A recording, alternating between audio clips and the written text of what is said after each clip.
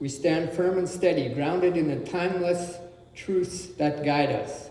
Just as we celebrate the season of light and connection, we reflect on how we've embodied the elements, air, fire, water, earth, and light, and the flow of our consciousness, thought, feeling, form, wisdom, and spirit. Together we honor what we've learned, and with our open hearts, we prepare to step into the new year with clarity, purpose, and hope. Today's inspiration is provided by Audrey Beaudry with her talk titled Standing on Solar Air. Please help me welcome Audrey. Solid.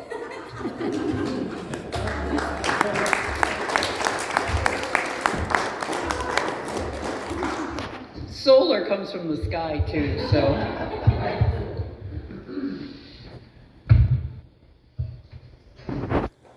Grand rising, everybody. It feels great to be with you today to explore this powerful concept, standing on air. I'm not sure how solid got inserted in there, but you might be wondering what this means, so let's dive in. Life in its truest form isn't solid or fixed as we often think it is. We are conditioned to perceive the world around us as fixed and unchanging, but truth is it's in constant flow. Right, Ian? You just moved out of a house that you lived in for decades, right? In flow. Life consistently moving, evolving, shifting, and we as spiritual beings have the opportunity not only to ride the flow, but to co-direct it. But how do we do that? How do we stand firm in this ever-shifting current of life, of spirit, while still maintaining a sense of groundedness and stability? There is a paradox in standing on air. Imagine a gymnast has just completed a routine full of twirls, flips, and spins and is now coming to the final moment, the landing. So after all the aerobics, there is one crucial thing left. They must land on their feet. But here's the paradox. In a sense, they are standing on air. Their feet may touch the ground, but the gymnast's balance is anything but rigid. It requires skill, awareness, and deep trust to stay grounded while maintaining the fluidity and flexibility of the movements that brought them to this moment. So this is a metaphor for life. We are all called to land, to make contact with the world around us. But we must do so while standing on something that might be intangible: air, thought, spirit, God, or energy. Our beliefs, our faith, our understanding of the divine is like the air beneath us, supporting and holding us even as the world around us seems to be constantly shifting. Actually, the song "The Rose" just came to mind. Wind beneath my wings, right? So what is the air we stand on? It's the flow of God, the infinite presence. It's always with us, always guiding us, even when we cannot see or touch it in a physical sense. This divine flow moves through all things. It is energy that creates life, that sustains us, that continually evolves our world.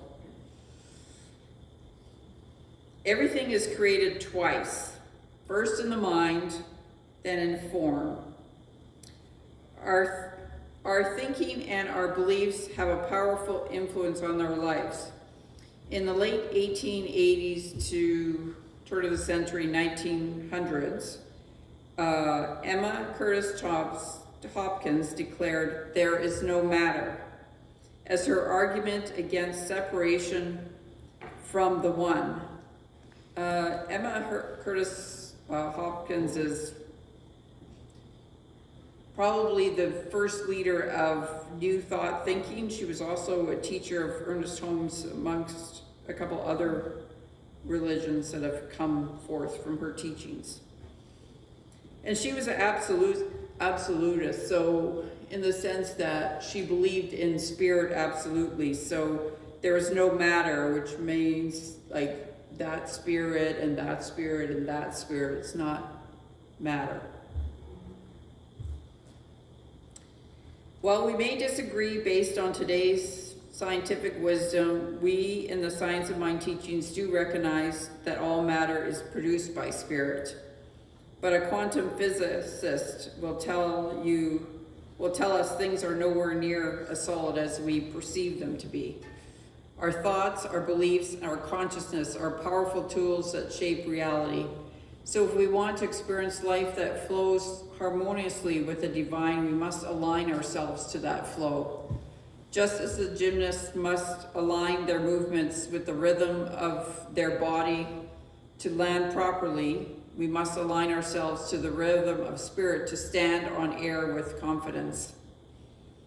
So let me share another story with you with somebody who also learned to stand on air by trusting the flow of life. Sarah was at a crossroads in her life. She'd been struggling for years without a sense of direction, feeling as though life was something she had to fight to control. She didn't trust that things could work out on their own. She felt as though if she didn't take charge, everything would fall apart. One day she took a walk by the river to clear her mind, and as she walked along the riverbank, she came across a boat tied to a tree. Without overthinking, she untied the boat, climbed in, and pushed off into the river. At first, she tried to steer the boat with all of her might, trying to direct it towards a certain destination. But the current in the river was way too strong. No matter how hard she paddled, she couldn't make any headway. Then she had an epiphany. Instead of fighting the flow, she decided to let go. She stopped paddling and let the river carry her. She noticed how effortlessly the boat glided over the water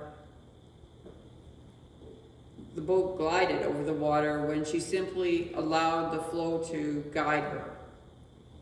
Sarah realized that life was like a river. For so long, she tried to control it, to force it to go in a direction she thought was best. But the truth was that life had its own rhythm, its own flow. All she needed to do was align herself with it. She didn't need to fight the current, she just needed to trust it.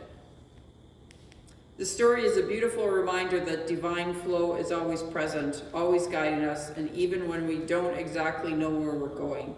The flow of God is not something we can control, but something we can align with.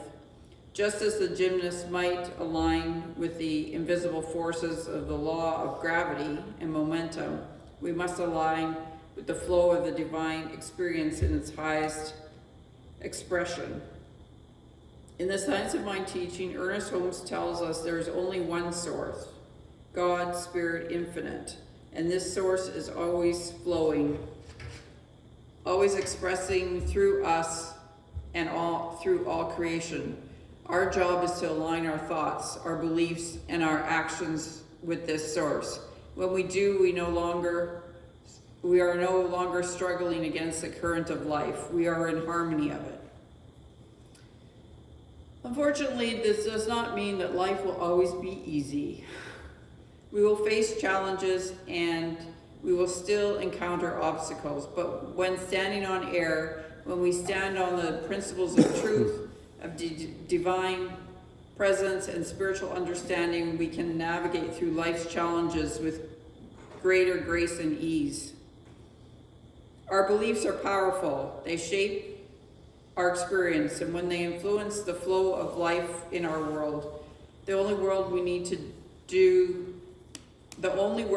do is to increase our understanding of the divine and align ourselves with that understanding. When we do this, we tap into the flow of life and become co-creators with God.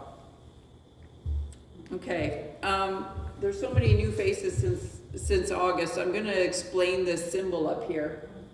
This is the stained glass piece Wes made, and what it is, it's the symbol of God. And as you notice, it's kind of split into 3 layers.